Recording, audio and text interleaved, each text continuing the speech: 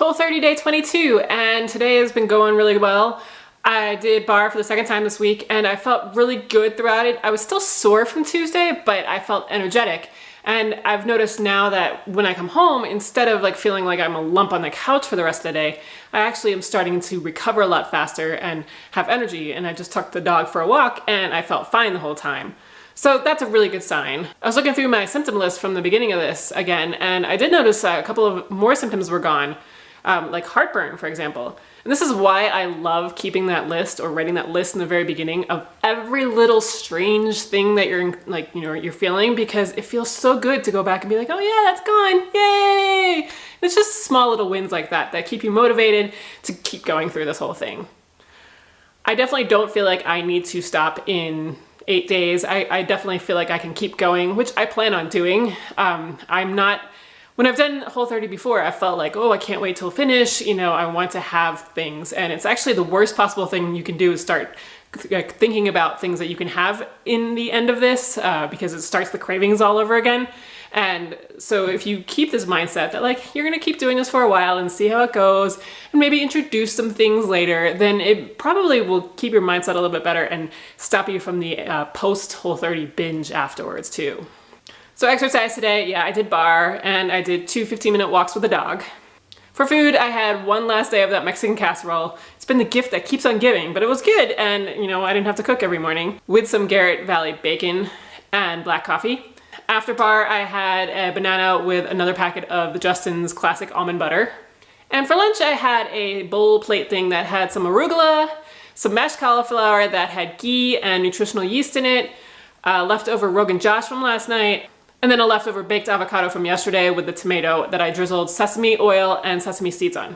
I did have a mug of that golden root turmeric latte after lunch as well. And then for dinner tonight, I'm gonna be having the roasted veggie couscous that is on my site.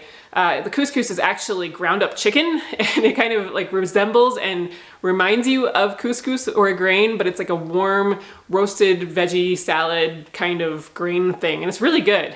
It's not really salad, it's just, you know, a bowl, you know, me and bowls, but it's Whole30 day 23, and things are a little bit different today because I've actually had 2 lunches. Well, I'm in the middle of my second lunch right now, and that's because I got a delivery from Green Chef, which is a new gluten-free certified meal delivery box, like kind of like Blue Apron, where everything's already chopped up and prepared for you, and all you have to do is just basically like cook it. And so I was doing a video for them, and I made the 5-spice pork chops, and I'm eating them now because I've been salivating over them for the last like 2 hours while cooking it, and it smells so good, and they taste really good too. Such an easy process, just not easy to have to film every little step. So good news for me is I got my period, which is exciting in that it was a 26-day cycle this time, not 24 or 25. So we're moving in the right direction. Let's keep going to 28 would be perfect, but I'm happy with 26 right now. For movement, I did our regular 40-minute walk, nothing too exciting. I got back right before the winds completely went crazy here.